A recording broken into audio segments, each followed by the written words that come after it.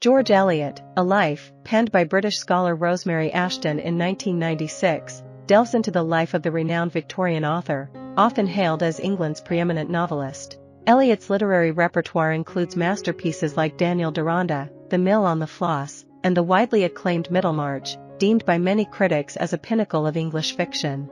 Her journey from a provincial and staunchly religious upbringing to becoming a controversial and cosmopolitan figure of her era is a narrative of its own merit. In addition to her scholarly expertise on Eliot, Ashton, a former professor of English at University College London, is also the biographer of Eliot's partner, George Henry Lewes. George Eliot, A Life shines a spotlight on Eliot's relationship with Lewes, highlighting his pivotal role in nurturing and launching her writing career. Ashton's research, including previously undisclosed materials such as correspondence between Eliot and John Chapman, sourced from the Huntington Library, enriches our understanding of Eliot's life and work.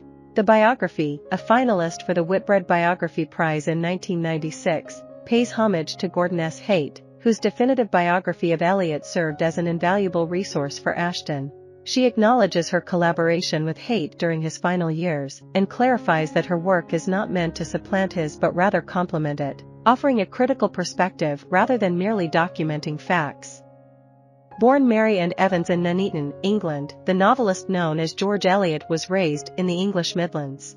Her father, Robert Evans, served as the estate manager for a local noble family, a figure whose traits and those of similar practical men often find reflection in Eliot's literary portrayals. From an early age, Eliot exhibited a voracious appetite for reading and demonstrated remarkable intellect. She was also deemed physically unattractive, a factor that prompted Robert to enroll Eliot in school to pursue a formal education. Throughout her life, Eliot remained self-conscious about her appearance, contributing to her enduring shyness and self-doubt, traits that Ashton identifies as pivotal in shaping Eliot's journey. Raised in an environment influenced by evangelical Christianity, Eliot grew serious and devout while maintaining an inquisitive mind. Upon relocating to Coventry with her family, Eliot found herself drawn to the circle of radical free-thinkers associated with local industrialist Charles Bray and his wife Cara.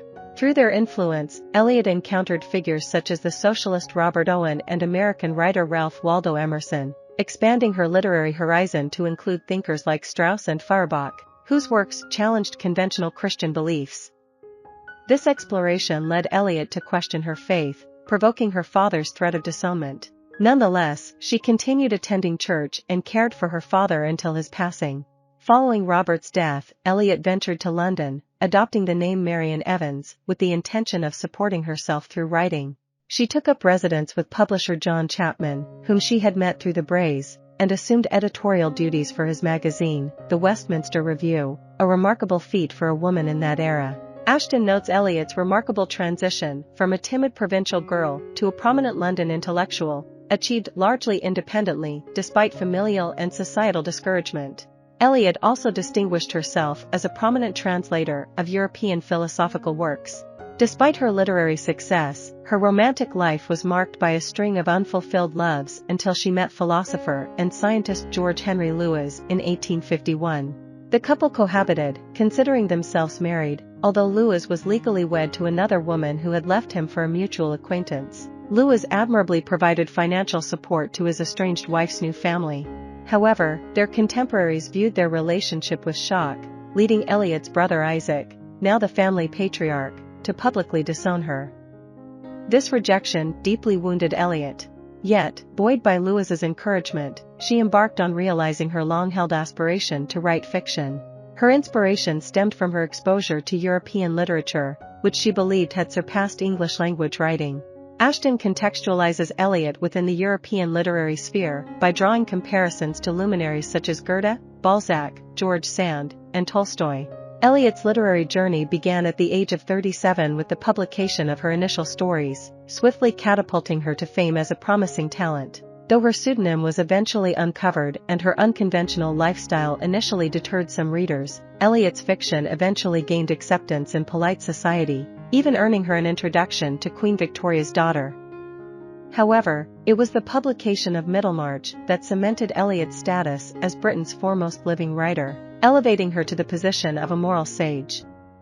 In her biography, Ashton meticulously explores each of Eliot's novels, delving into their evolution, elucidating the writing process, and endeavoring to unearth Eliot's personal convictions and viewpoints from the intricacies of her plots and characters. Following Lewes's passing, Eliot entered into marriage with John Cross, who would later become her inaugural biographer. Less than a year after their union, Eliot passed away at the age of 61. Ashton's biography stands as a definitive text on Eliot's life, lauded not only by specialists, but also by general critics. According to Publishers Weekly, George Eliot, A Life provides readers with a vivid portrayal of Marian Evans and leaves them eager to revisit the works of George Eliot. I hope you enjoyed this video. Leave a like if you did, and be sure to subscribe. Thank you.